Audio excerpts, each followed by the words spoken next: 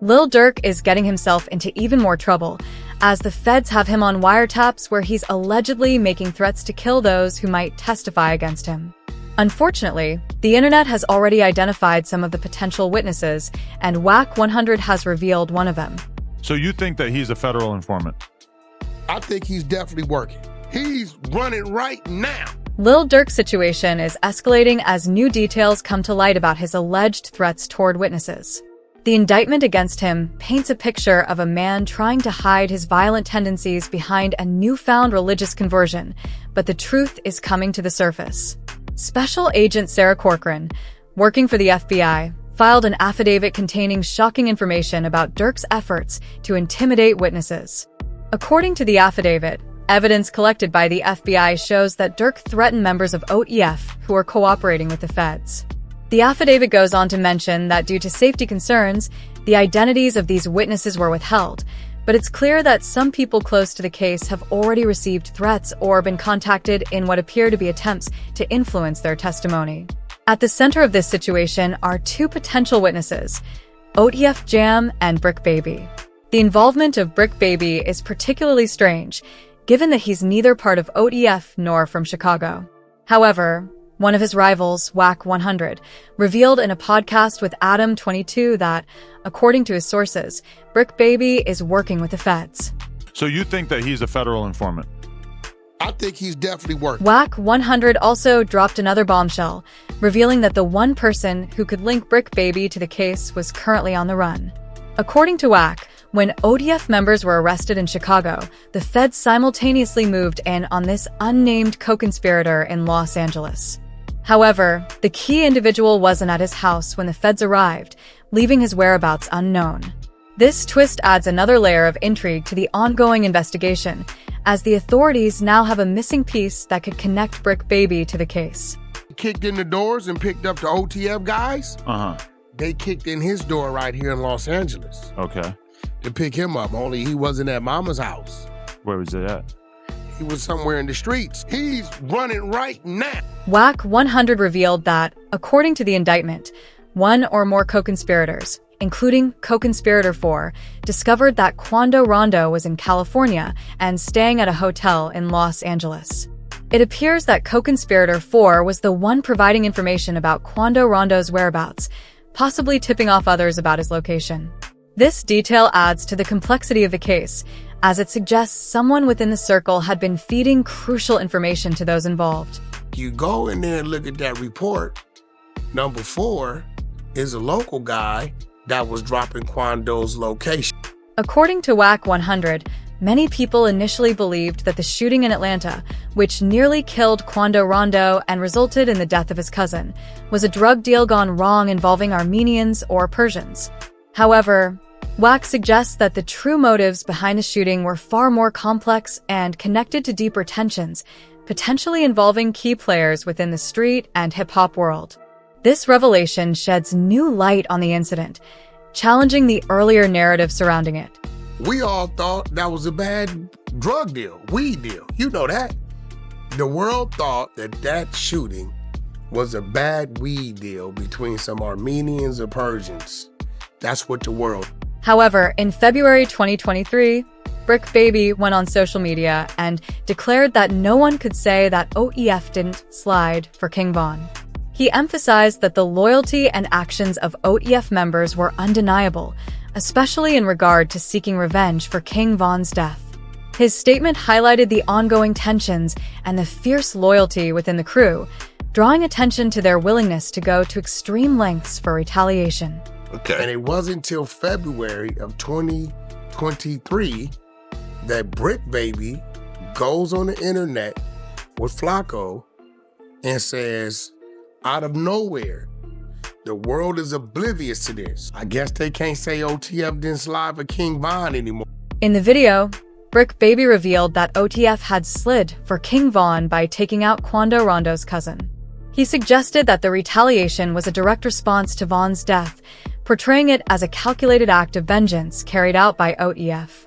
This revelation added fuel to the fire, further intensifying the narrative of street loyalty and the violent repercussions that followed Von's tragic killing.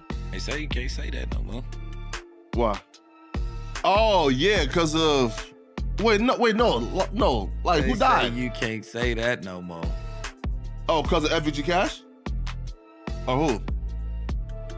Nah, because Lil Pop. Brick Baby's confession didn't stop with just the video. He took it a step further by rapping about the hit on the track, Not Enough. In the song, he boasts about being involved in the retaliation for King Von's death, with lines like, "I was Durk and trying to hide. Now he in a blunt," referring to the violent act and its aftermath. He further raps, "We dropped a 100 shots, go dig your partner up, and we turn him into a pack. We got 1 million plus now." This bold admission in his music caught the attention of the feds, who were already investigating the situation. They weren't pleased with Brick Baby's lyrics, and his references to the hit made him an even bigger target in the ongoing federal probe.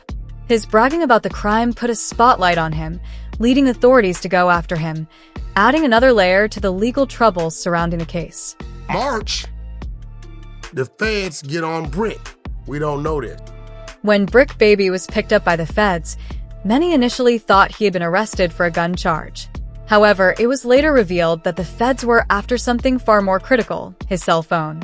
This device was believed to hold crucial evidence that could tie him to the case, specifically showing that he had been dropping Quando Rondo's locations to Durk's hitman. The feds likely used the phone to gather communications, texts, or calls that could support the claims that Brick Baby had played a role in the conspiracy to target Rondo and his associates. With this key evidence, the feds could further solidify the connection between Brick Baby, ODF, and the shooting incident involving Rondo's cousin, leading to even more serious legal consequences for everyone involved. They're under the presumption that it's an AK-47 case. But what really happened was they came there to get his cell phone. After the shooting, the feds informed Quando Rondo that the gang he was affiliated with, the Rollin' 60s Crips, had allegedly set him up. This revelation added another layer of complexity to the situation, suggesting that the conflict between Rondo and Lil Durk's ODF crew might not have been just a random act of violence or retaliation, but rather a calculated move involving deeper gang dynamics and betrayal within Rondo's own circle. The feds claim that the Rollin' 60s Crips were involved in setting Rondo up raised questions about loyalty, alliances, and potential conflicts within the gang itself. If this information is proven to be true, it could further complicate the already volatile situation and lead to additional fallout within the hip-hop community and beyond. What you think the police told Quando? That the Roll 60s set up. It turns out that Brick Baby and Quando Rondo were both affiliated with the same gang, the Rollin' 60s Crips. When Quando Rondo landed in Atlanta, he reportedly checked in with his gang for protection. This move was likely meant to ensure his safety, as checking in with local affiliates is a common practice in the streets to avoid potential threats. However, this connection between Rondo and Brick Baby complicates things further, especially since Brick Baby has been linked to the ODF crew and the alleged hit on Rondo's cousin. The fact that they were both repping the same gang suggests that the tensions leading to the shooting might have involved internal gang conflicts or betrayals, adding yet another layer to the unfolding drama surrounding the Atlanta shooting. What was he claiming? Roll 60 script. Where Brick Baby from? Roll 60 script. Who you think he checked in with? Roll 60s? With who? Okay, I see where you're going. The situation surrounding Brick Baby and ODF Jam continues to raise eyebrows. Brick Baby, a known gang member with a history of legal troubles, was caught by the feds in June 2023 with an AK-47, yet he hasn't been charged or gone to court, which many fans found suspicious. One fan commented, "Dude got caught with an AK-47 by the feds in June 2023 and still hasn't been to court. Make that make sense." Another fan suggested, "Brick sounds like he's telling LOL." What the feds charged him, and the case randomly disappeared. This raised questions about whether Brick Baby might have been cooperating with authorities, possibly by dropping Quando Rondo's location to ODF's hitman. After the shooting, Brick Baby took to social media to distance himself from his gang, claiming that they didn't have his back. While these allegations are still unsubstantiated, the situation became even more complicated with the rumors swirling around ODF Jam. ODF Jam, another affiliate of Durk's crew, became embroiled in accusations of betrayal. According to the allegations, Jam had worn a wire to record ODF members confessing to crimes. When these rumors began to spread, Jam responded by taking to social media to defend himself, telling everyone to stop accusing him of snitching until they saw his name on police paperwork.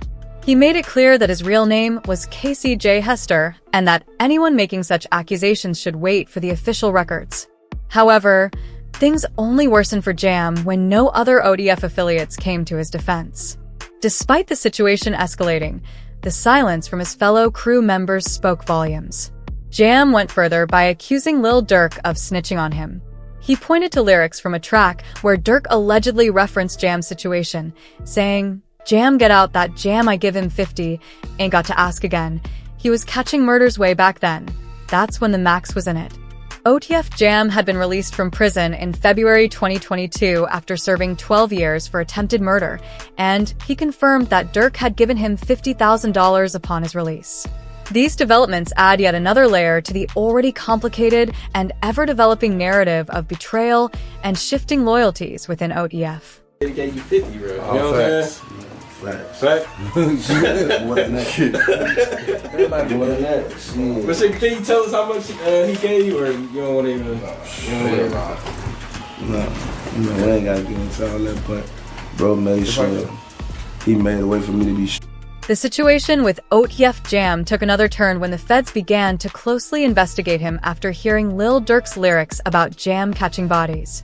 Durk's track, which references Jam's past criminal actions, appeared to have drawn the attention of authorities, who were now waiting for him to slip up. Jam took to social media to express his frustration, saying, "Who snitched on who? He snitched on me on a song. Police all up on me after that. Oh, he catching murders, let's get him." Word on the street was that Jam had been hit with weapons charges and was facing the possibility of another long prison sentence. Adding fuel to the fire, it was reported that Durk refused to pay for Jam's lawyer or bond when he was arrested, which left Jam feeling betrayed.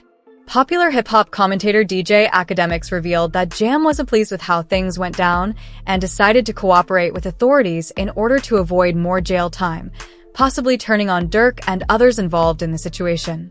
This shift in loyalties has only deepened the rift within OEF, as Jam's actions and alleged cooperation with the feds could have serious consequences for everyone involved. It's a tense moment for Durk, as the fallout from these betrayals continues to unfold.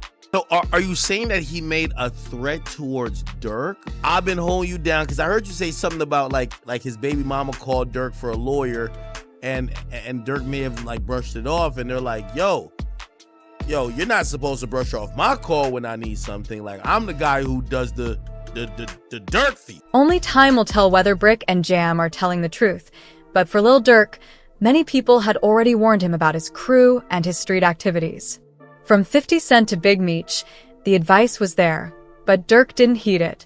Even his closest friends, like Chief Keef and Lil Reese, are distancing themselves from him now. Durk has always been considered a ticking time bomb, and people in the industry, including Big Meech, try to steer him away from the streets. A leaked video went viral where Big Meech was trying to give Durk some valuable advice. In the audio, Meech tells Durk, "You got to separate yourself from the bull. You stay around it, you're going to be in it." Big Meech knows a thing or two about the streets. In 2005, he and his brother were arrested and sentenced to 30 years in prison. Big Meech, just like Durk, started his empire, Black Mafia Family, BMF, and grew it into a powerful gang involved in cocaine trafficking. By the early 2000s, BMF was expanding rapidly into major cities like Atlanta, Los Angeles, and Miami. Their activities, combined with flashy wealth, drew the attention of the DEA and FBI, leading to an investigation. The BMF was eventually brought down after a series of events, including a deadly shootout in Atlanta in 2003 that brought national attention to their violent operations. The feds used surveillance, wiretaps, and informants to gather critical information, just as they are now doing with Lil Durk. The Black Mafia Family's operations, which spanned several states and involved international drug suppliers, were revealed, leading to coordinated raids across multiple states. In 2005, over 150 members and associates of BMF were indicted, and Big Meech was charged with running a continuing criminal enterprise. Despite his attempts to negotiate a lighter sentence, he was ultimately sentenced to 30 years in prison. Big Meech wasn't the only influential figure who tried to warn Durk. 50 Cent, who has a close connection with Big Meech, also tried to give Durk advice. In 2022, during their collaboration on the tracks Power, Powder, Respect, 50 Cent warned Durk about being careful with his crew. Reflecting on his own experiences, having almost been killed in the early 2000s during a street beef, 50 Cent has been vocal about warning younger artists not to get too deep into street life. Despite the advice from these big homies, Durk seemed to ignore the warnings, and now he's facing the consequences of his choices. You look at some of these younger artists and you see how they idolize you and idolize your music, and then you see them get caught up. Yeah. Do you have conversations with them? Like I remember Casanova, and you was trying to talk to Casanova, Troy Ave, and now Lil Durk. Do you have conversations with them and be like, I've seen this play before? 50 Cent revealed that he had warned the Chicago rapper, Lil Durk, to watch his crew closely. In an interview, 50 Cent shared that he gave Durk some important advice about being careful with the people he surrounds himself with. Drawing from his own experiences in the street life and the dangerous situations he's faced, 50 Cent told Durk to be cautious, especially with the people in his inner circle. Even with Durk, I was telling him, like, when I had him, he was in New York. Then, like, I was like, yo, this is them, right? It's a real shit, right? He's like, yeah. And I said, yo, just watch him. It turns out that, even back then, someone in Lil Durk's crew was involved in some shady business. The Chicago rapper revealed to 50 Cent that someone had leaked his address, which led to a near robbery during a home invasion. This incident raised red flags about the loyalty within his circle, as it seemed like someone close to him was feeding information to others, putting Durk's safety at risk. Durk's revelation to 50 Cent about the home invasion incident highlighted the dangers of being surrounded by people who may not have his best interests at heart. Even though Durk had already reached a high level of success, the streets and the people connected to them continued to pull him into dangerous situations. This moment also reinforced the ongoing concerns about loyalty and trust, which would later play a significant role in his current legal and personal challenges. You said that to Durk. What was his response to you? He said, you know what? He said, somebody just came in my house. How do they know exactly what the address is? I don't give my address to nobody. Like, this is not, because something happened. The robbery in Georgia? Yeah. When India had to shoot? He went straight to talking about. Back in 2021, Lil Durk and his girlfriend, India Cox, were victims of a violent home invasion that escalated into a shootout. According to reports, several unidentified individuals broke into Durk's home in Brazelton, Georgia, around 5 a.m. on July 11th. The couple fired back at the intruders, who fled the scene. Fortunately, both Durk and India were unharmed, but the incident raised suspicions. Some questioned whether someone from Durk's camp had tipped off the intruders, or if it was just a coincidence. Regardless, this home invasion serves as a stark reminder that the streets can be brutal, especially when trust is in question. As the legal troubles piled up for Durk, many of his close associates appeared to distance themselves, with one of the most notable being Lil Reese. Despite being one of the only surviving and successful Chicago rappers still repping the Black Disciples, Reese has not shown public support for Durk during his legal battles. When news of Durk's arrest broke, fans expected Reese to post a message in support, as he has done in the past. However, instead of standing by Durk, Reese shared a photo of himself in jail, accompanied by Durk's song, Love for the Streets. This absence of public support sparked rumors of tension between the two, and according to Chicago rapper King Yella, the fallout stems from a personal issue. Durk allegedly had an affair with Lil Reese's mother and aunt, a claim that added fuel to the fire of their strained relationship. You know, Reese's mama bad in the right? Okay. I heard Durk was f***ing his mama and his auntie. No. The tension between Lil Durk and Lil Reese goes beyond just personal issues. It turns out that one of the main reasons the two rappers fell out was a situation where Durk allegedly called Reese a rat. The issue stemmed from an appearance Reese made on a podcast, where he revealed some street business that Durk felt should have remained private. On the Cam Capone podcast, Reese openly discussed an incident where he and Durk had robbed someone. For Durk, this was a serious betrayal. In the streets, certain actions, especially those involving the disclosure of sensitive information, are seen as a breach of loyalty and trust. Durk, being heavily involved in the street code, reportedly considered Reese's comments a form of snitching, which led to the fallout between the two. The damage done by this public admission created a rift in their friendship, with Durk distancing himself from Reese, both personally and professionally. I was just shooting dice and won all my money. I came back on the block. I couldn't get all the other guys because I knew they wasn't gonna want to do it with me. So I told Durk, like, come with me, grab a gun. He asked, like, what we finna do? I ain't telling him what we was finna do. So when we got to the barber shop, I made him rob this, and we took my money back that I had lost in the dice game. According to the interviewer, after Lil Reese's appearance on the Cam Capone podcast, where he revealed details about his and Durk's past robbery, Durk quickly took action by unfollowing Reese on social media. This move was seen as a clear sign of Durk's displeasure with Reese's comments, which he considered a violation of street code. The public unfollow sent a strong message that Durk was distancing himself from Reese, reinforcing the tension between them following the controversial interview. I interviewed Reese. He told a story about how him and Durk robbed some guys. Lil Durk unfollowed Lil Reese after this story came. With Lil Reese behind bars, many expected him to show support for Lil Durk, especially given their long-standing friendship. However, their ongoing beef seems to be hindering any public display of loyalty. But Reese isn't the only Chicago rapper who has distanced himself from Durk following his arrest. Chief Keef, another key figure in Chicago's rap scene and once a close ally of Durk, also appears to have turned his back. After Durk's arrest, Chief Keef made headlines by purchasing a $500,000 chain, but strangely, he has yet to post any message of support for Durk. This move has left many wondering whether their once-tight bond has deteriorated, with Keef's silence adding fuel to the rumors of a growing rift between the two. Chief Keef bought same day Durk went to jail up to $500,000 new chain. Despite the backlash from his closest friends and associates, Lil Durk had been striving to reshape his image, particularly through his personal and philanthropic efforts.